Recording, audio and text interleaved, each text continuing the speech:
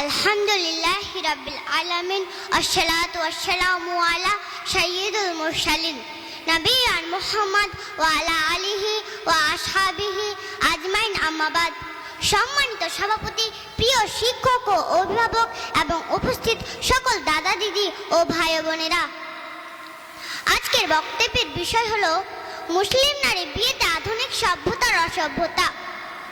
বিয়েতে যারা বউকে দেখানোর জন্য স্টেজ বানিয়ে সাজিয়ে গুছিয়ে পুতুলের মতো করে বসিয়ে রাখে আর বাজ বিছানা না করে তার পাশে গিয়ে বসে, ছবি তোলে, তাতেও কিছু মনে করে না, তারা নাকি সভ্য সমাজের গর্বিত সদস্য। উল্টে আপনার ছেলে কাজের বন্ধুরা যখন আপনার বউ দেখে বলে, দোস্ত তোর বউ তো অসাধারণ সুন্দরী, সে তখন আপনি গর্ব অনুভব করেন, তাই না? ওয়েডিং ফটোগ্রাফির নামে কতগুলো ছেলের সামনে বিভিন্ন অঙ্গভঙ্গি করে স্বামী স্ত্রী বা শুধু স্ত্রী নিজেকে উপস্থাপন করে, তখন কি তারা মনে করে ওই পেশাদার ফটোগ্রাফির যুবকগুলো তাদের চোখ দিয়ে কিছুই দেখে না? চোখগুলো কি অফিসে রেখে এসেছে? মনে মনে কিছুই ভাবে না? মনগুলো কি বাড়িতে রেখে এসেছেন? আপনার বউ পাবলিক প্রপার্টি নাকি? পাবলিক প্রপার্টি মানে জনগণের সম্পত্তি।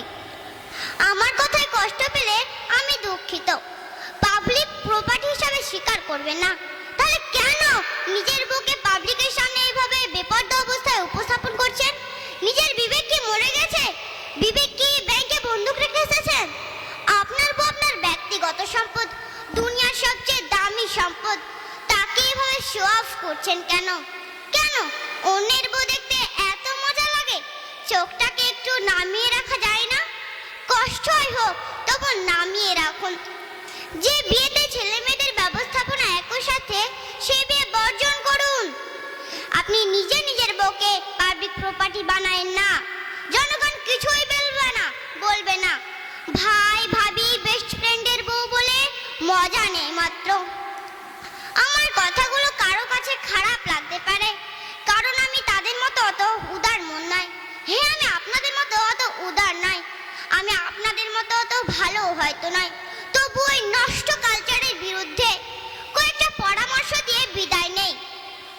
বিয়ে করার আগে ছেলে মেয়ে বিয়ে দেওয়ার আগে বিয়ের ক্ষেত্রে ইসলামের নির্দেশনাগুলো আল্লাহর ওয়াস্তে জেনে নিন।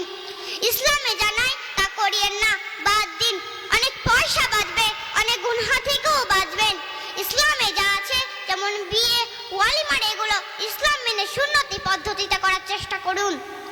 ওয়ালিমার অনুষ্ঠানে নারী পুরুষ আলাদা বসার ও খাওয়ার ব্যবস্থা করুন। মোহর যা দিতে পারবেন তাই ধার্য করুন এবং দিয়ে দিন।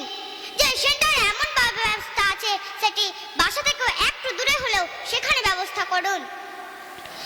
বিয়ের কার্ডে নারীদের পর্দা করে আসতে এবং পুরুষদের চোখ নামিয়ে নসিহত লিখে দিন। উপহার না নিয়ে গেলে মান সম্মান সব যাবে। এই মানসিকতা আপনাদের জন্য অন্তত গিফট আনার মানসিক বাধ্যকতা তুলে নিন।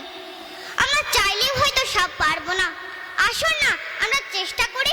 সাধ্য অনুযায়ী কতটা পেরেছি আল্লাহ তা দেখার আগে দেখবেন কতটা করতে আন্তরিকভাবে চেষ্টা করেছি। আল্লাহর কাছে সাহায্য চাই, আল্লাহ সাহায্য করবেন ইনশাআল্লাহ। আসসালামু আলাইকুম। দাঁড়া